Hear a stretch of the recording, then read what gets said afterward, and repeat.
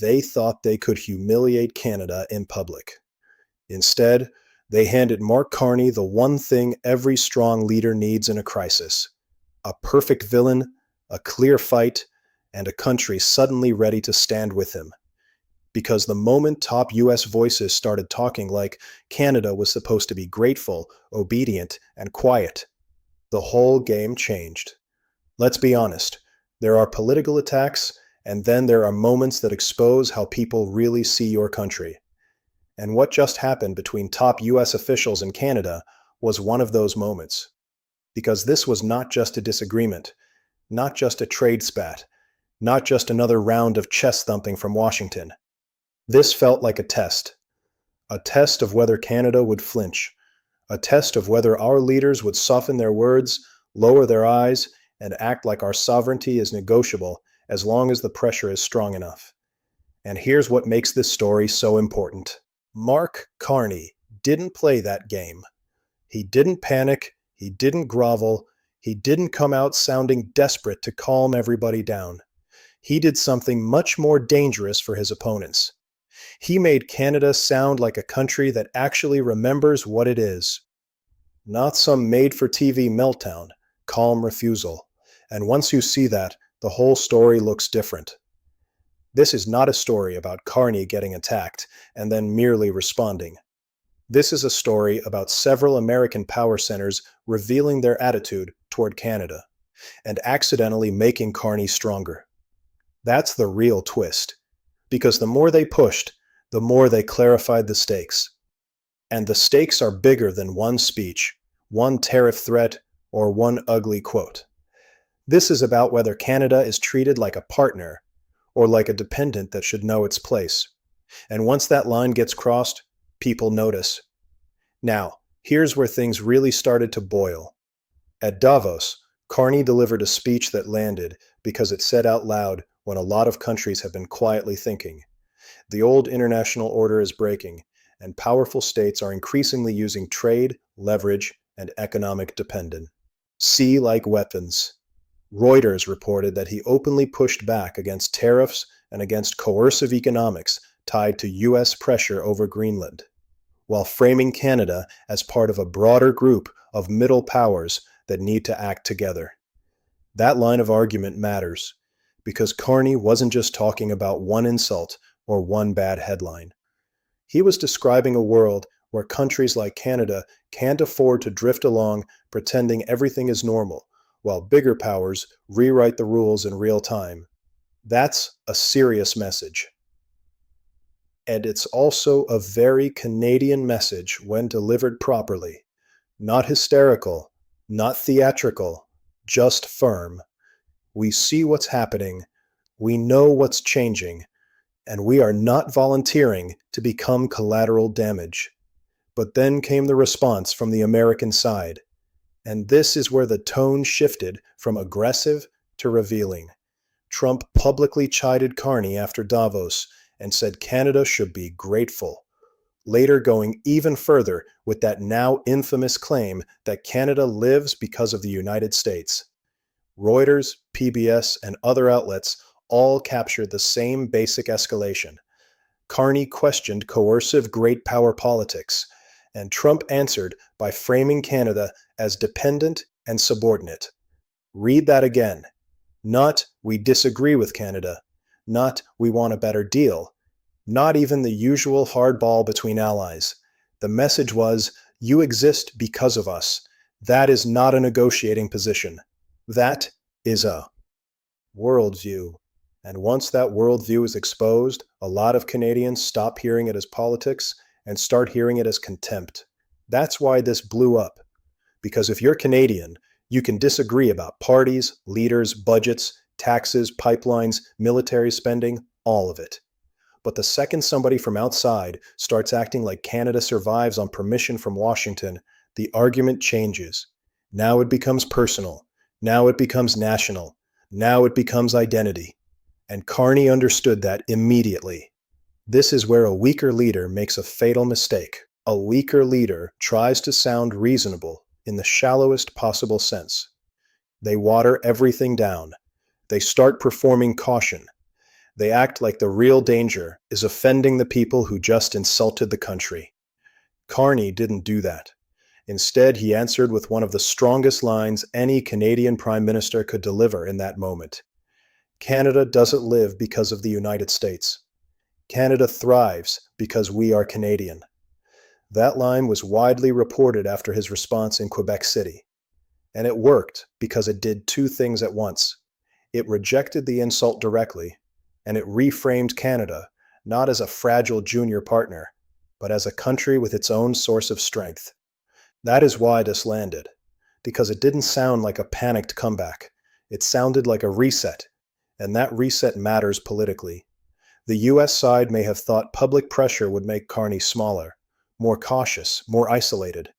Instead, it gave him X. He needed. On one side, bluster, grievance, domination language, the idea that allies should show gratitude or face consequences.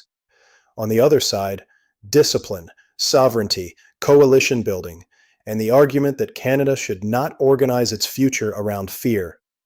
That contrast is political gold, and this is the part too many people still underestimate. Carney's real move here wasn't just rhetorical, it was strategic.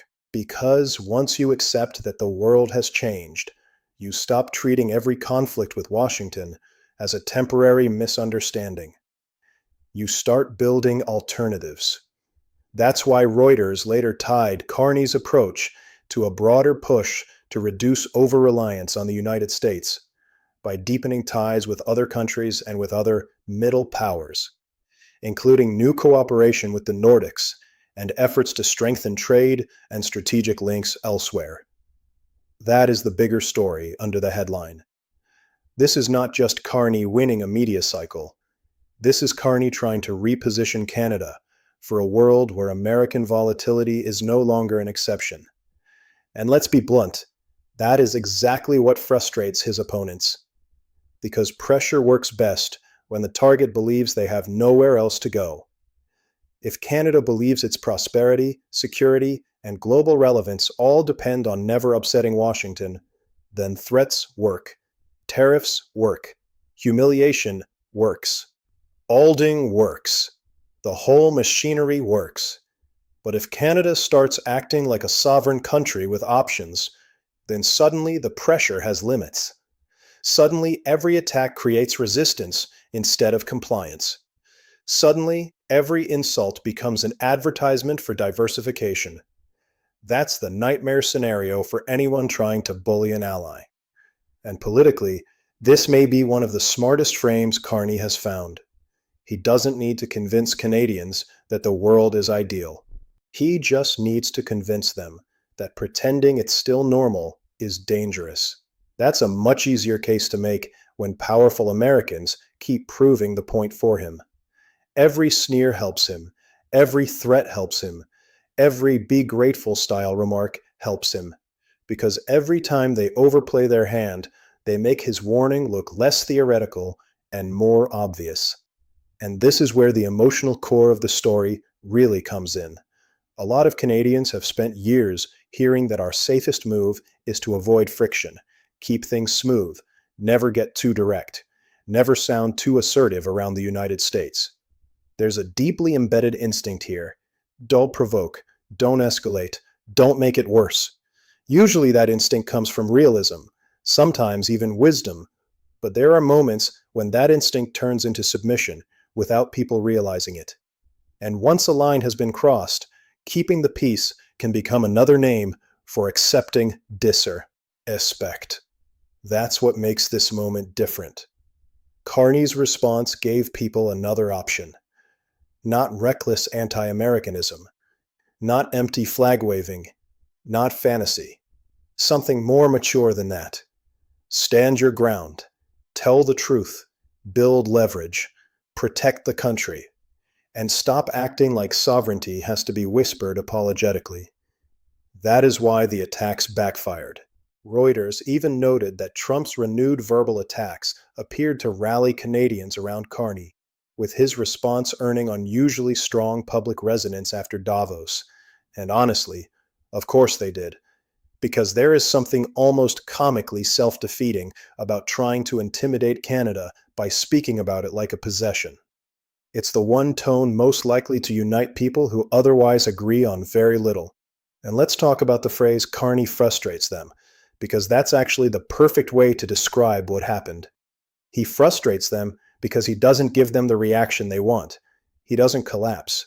He doesn't start sounding cornered. He doesn't become visibly desperate for approval. He doesn't answer power with panic. He answers it with composure. That kind of composure is maddening to people who rely on dominance theater, because dominance theater only works when the other side starts performing weakness. He script. And by refusing the script, he writes a new one. Canada is not the afterthought. Canada is not the dependency. Canada is not the obedient neighbor waiting for instructions. Canada is a country that can recognize coercion when it sees it and build around it. Now, does that mean Canada can simply detach from the United States overnight? Of course not. That would be silly, and Carney hasn't argued that. The United States remains massively important to Canada economically, strategically, and geographically. No serious person denies that. But that's exactly why this debate matters. Because interdependence is one thing, subordination is another, partnership is one thing, public humiliation is another.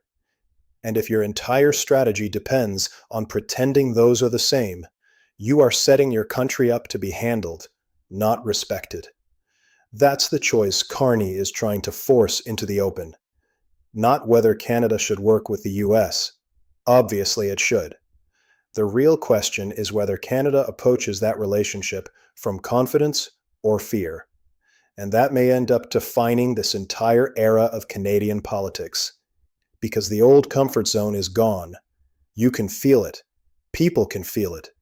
The assumption that America will always be broadly predictable, institutionally restrained, and strategically patient has been shattered again and again. Once that happens, the old Canadian habit of strategic passivity becomes much harder to defend. That's why Carney's message has action. He's not saying Canada can dominate this world. He's saying Canada has to stop sleepwalking through it. Huge difference. And here's the part that should worry his opponents the most. This issue makes him legible. A lot of leaders sound competent in calm times. That's easy. But in moments of pressure, voters ask a simpler question.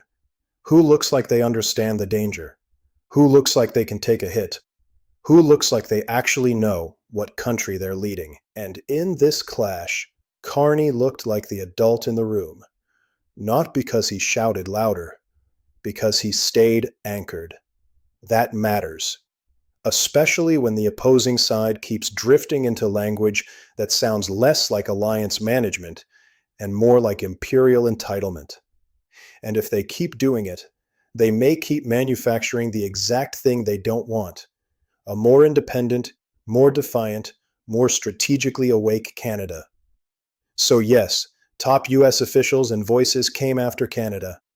Yes, they tried to frame the relationship in terms of gratitude, dependence, and punishment. Yes, they tried to make Carney smaller. But what they actually did was expose the mindset behind the pressure.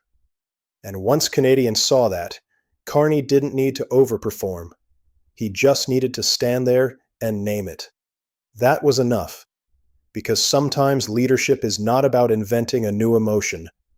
It's about giving a country the words for what it already knows, feels. And right now, more Canadians are clearly feeling this. We will work with our allies. We will trade with our allies. We will defend our interests with our allies. But we do not exist because someone else allows it. That's not diplomacy. That's dignity. And that is why this moment may end up being bigger than the people who started it. They wanted compliance. They got a backlash. They wanted gratitude. They got resistance. They wanted Canada to look small.